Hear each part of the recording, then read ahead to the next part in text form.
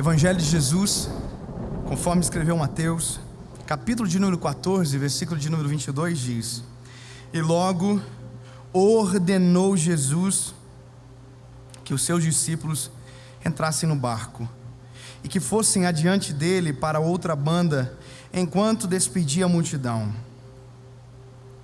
Esse texto, ele mostra uma dinâmica de Jesus trabalhar diferente daquela que era comum. Veja, Jesus era persuasivo, inteligente, amoroso. Então, a palavra ordenar não era necessário com Jesus. Jesus não precisava ordenar, porque o pedido dele era uma ordem. Bons líderes não ordenam, eles pedem, porque o pedido deles se torna ordem pelo amor de quem segue a voz dessa liderança. Isso é normal. Quando a gente age com a autoridade inadequada, a gente meio que fecha o coração de quem ouve.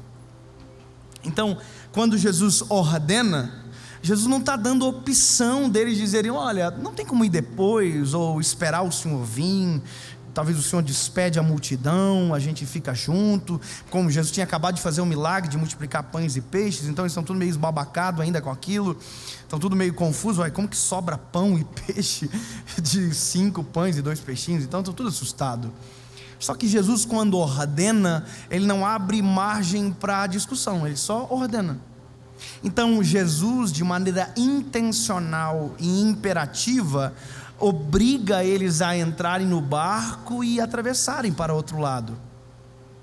Mas tem uma coisa: qual é a necessidade de Jesus ordenar com discípulos que o seguiam voluntariamente? Eu vou te dizer, eles já tinham vivido tempestades na vida.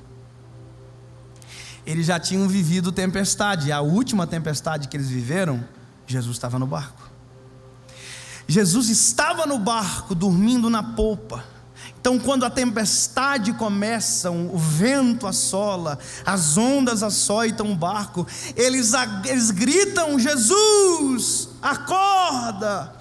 E Jesus acorda, acalma o vento, a tempestade, e eles exclamam entre si: quem é esse que até o vento e o mar obedecem? Eles têm história, só que agora Jesus está mandando eles irem para o meio do mar, sem Jesus na proa, na polpa. Antes eles viam a solução para o problema dentro do barco.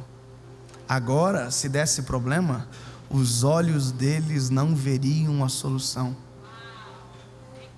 Quem já foi na Galileia, quem já andou no meio daquele mar, é interessante, quando você sai da margem, não tem vento, a água é parada, mas quando você está exatamente no meio, tudo se altera, o vento, as ondas. Então eles conhecem o mar, tem histórico de tragédia, de tempestade, só que tem a lembrança de que Jesus estava no barco. Quando Jesus ordena eles a irem, Jesus sabe da tempestade, do medo e do trauma. Jesus sabe. Só que tem coisas que Jesus, de maneira intencional, nos insere para que a gente aprenda que nem sempre veremos Jesus no meio da tempestade. Nem sempre Ele estará dormindo no barco. Agora escute, não é pelo fato de você não enxergar que Ele não te vê. Não é pelo fato de você não enxergá-lo na polpa que Ele, da onde está, não te vê no meio da tempestade. Quando Jesus os coloca na tempestade, Jesus diz: vão, que eu já vou. Jesus sabe onde eles estão, aonde irão chegar, e os olhos de Jesus estão sobre eles. Eles não veem Jesus, mas Jesus os vê. A dificuldade nossa é que em tempestades como as que vivemos, nem sempre vemos Jesus no nosso barco. E o desespero se aplica quando os nossos olhos não enxergam aquilo que a nossa fé deveria crer.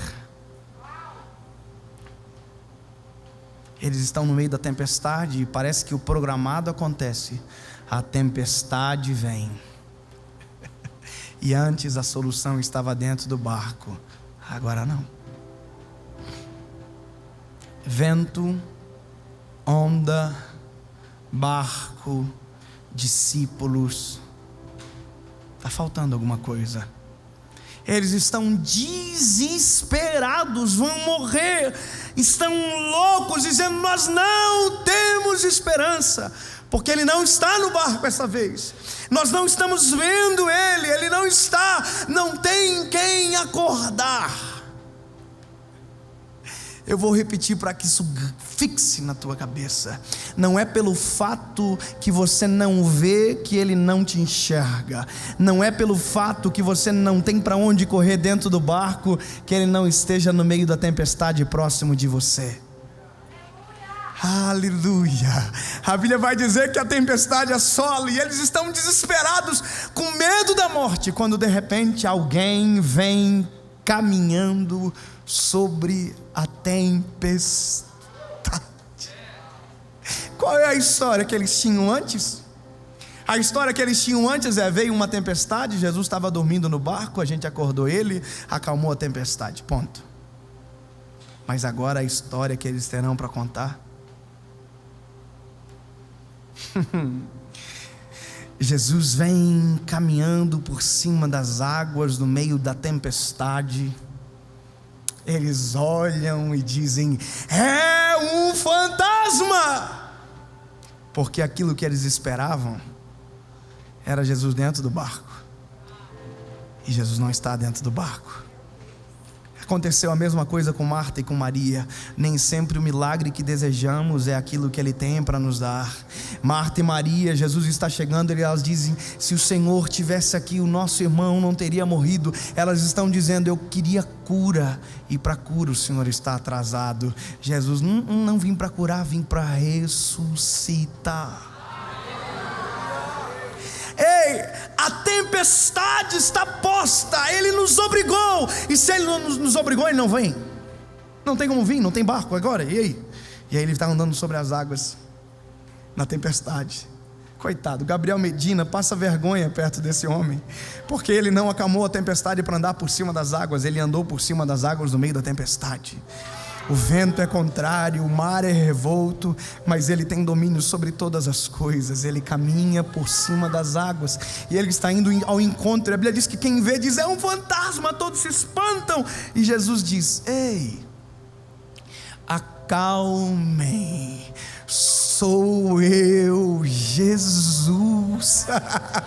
Ei, agora o socorro não estava dentro, o socorro veio de fora. O socorro não estava dentro, estava fora. Nem sempre o socorro está dentro da tua casa, às vezes o socorro virá de fora. Nem sempre o socorro estará dentro do seu quarto, às vezes ele virá do outro quarto, às vezes ele virá de fora. Ele vem de maneira inesperada, a gente não tem como prever. Mas deixa eu te dizer, o fato de você não enxergá-lo dentro do barco não significa que Ele não está vendo você no meio da tempestade. Ele vem. Pedro é o mais louco do negócio. Pedro disse: se é você, me chama que eu vou contigo por sobre as águas. Jesus tinha que dizer: Pedro, se eu tiver que escolher alguém para andar por cima das águas, convenhamos que não vai ser você. Eu vou escolher o João, meu parceiro. Só que cada um reage diferente à tempestade. Tem gente que grita, tem gente que se esconde, tem gente que pula do barco, tem gente que não acredita na salvação. Enquanto provavelmente João, porque é o mais bonzinho, mais carinhoso, mais calminho, deve estar de joelhinho no barco dizendo: vem salvar a gente, Jesus. E provavelmente pode ter sido essa oração que traiu Jesus por meio da tempestade. Pedro está querendo sair do barco para viver a tempestade com Jesus. Perspectivas diferentes, experiências diferentes. Ele olha e diz: se é o Senhor que está aí, me chama que eu vou contigo sobre as águas. Vem viver a tempestade de outra perspectiva. Vem ter experiência no meio da tempestade. Vem me conhecer melhor no meio da tribulação. Vem conhecer e desfrutar da minha glória no meio de um lugar onde todo mundo não acredita que eu possa fazer alguma coisa. Pedro sai de dentro do barco. Só que quando Pedro sai, as ondas continuaram a açoitar, a tempestade assolar, o vento ainda era forte. Deus não vai mudar a tempestade para você ter experiência. É na tempestade que as maiores experiências acontecem. Pedro sai e percebe que o vento era contrário. E começa a naufragar, a afundar. Naufragar só dá de dentro do barco, fora do barco é afundar, afogar. Só que Pedro é pescador. Qual pescador que não nada? Qual é o medo de Pedro?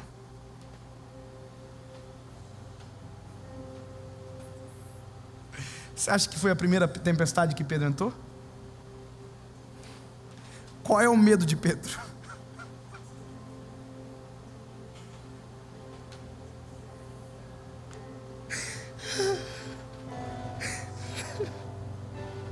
Pedro já viveu inúmeras tempestades na vida dele, era pescador. Qual é o medo de Pedro? O vento ele já viveu, a tempestade ele já viveu. Qual é o medo dele?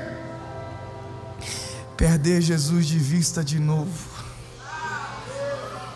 Ele começa a afundar dizendo: ei, tem misericórdia de mim, porque ele trava. Tem gente que trava quando Jesus não está, tem gente que trava quando Jesus chega. Ele trava. Já teve um sonho que algo ruim aconteceu e você não conseguiu correr? Já viu coisa horrível? A gente quer correr, mas que... Já teve um sonho que você quer gritar e não consegue gritar? Já viu? Entra um bandido na casa no sonho, aí você quer... a voz não sai, já viu? Pedro sabe nadar, mas está travado. Pedro já viveu tempestade, mas está travado. Eu me lembro quando eu era menino, uma vez estava uma pedra assim, e meu pai disse: fica em cima da pedra, David. Em outras palavras disse: se afogue, pode morrer, porque não vai dar nada. Para a gente que é criança, todo não vira assim, né? E aí meu pai: não, saia da pedra. Conclusão, caí da pedra e comecei a afogar e comecei a morrer. Sabe o que passou na minha cabeça naquela hora? Sabe o que? Nada. Desespero paralisa. Pedro está paralisado. O vento era forte. Se Jesus desaparecer, acabou com tudo. Será que ele não é um fantasma? E agora? Será que eu não estou vendo demais?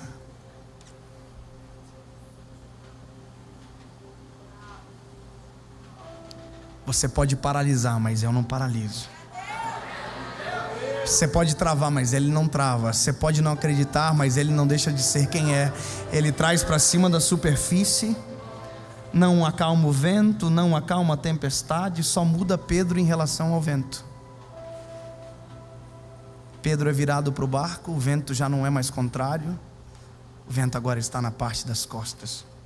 Jesus está no lado. Eles voltam para o barco. Pedro tem uma história, porque toda tempestade no final nos deixa uma história para contar.